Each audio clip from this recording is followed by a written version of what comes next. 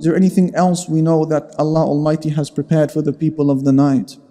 The Messenger sallallahu alayhi wasallam said, ثلاثة يحبهم الله تعالى ويضحك إليهم ويستبشر بهم. There are three categories of people whom Allah Almighty loves and He smiles at them. Imagine Allah, Al-Malik, the King, Al-Rabb, the Compeller, Al-Jabbar, smiling at you.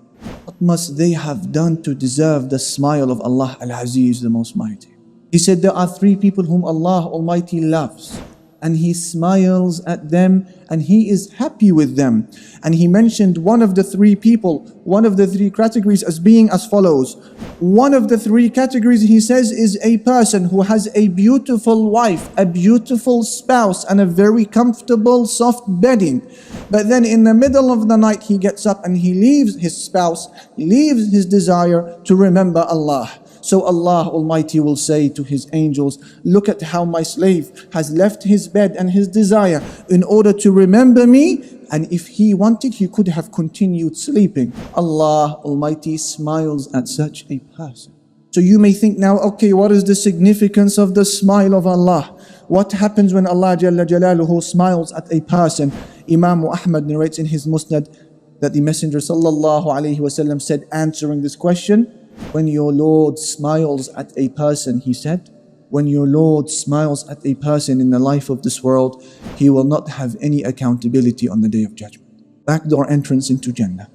All of the horrors that you and I hear about Yawm al-Qiyamah, it doesn't apply to these people because they will not be held accountable.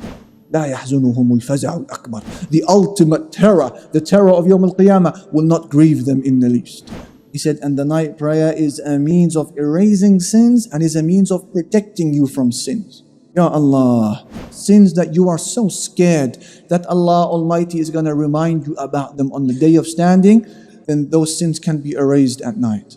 If you also have sins that you are afraid that you're going to redo sometime in the future because they're so addictive, they're so appealing, they look so good, you are afraid that after your repentance you're going to go back to them, you will find your shield and I will find my shield in the night. It is a means of erasing sins, meaning of the past, and a means of protection from sins, meaning from the future. All of that is found in the night. La ilaha illallah. And perhaps this is one of the secrets, dear brothers and sisters, why the Messenger sallallahu alayhi wasallam refers to the night prayer as Sharaful Mu'min, the honor of the believer. Angel Jibreel once came to the Messenger sallallahu alayhi wasallam and he said to him, he gave him a khutbah. What did he say to him? He said, O Muhammad sallallahu alayhi wasallam, live as long as you wish, but realize you're going to die in the end. And love whoever you wish, realize you're going to be separated from them in the end. Do whatever you may wish, realize you're going to be held accountable in the end.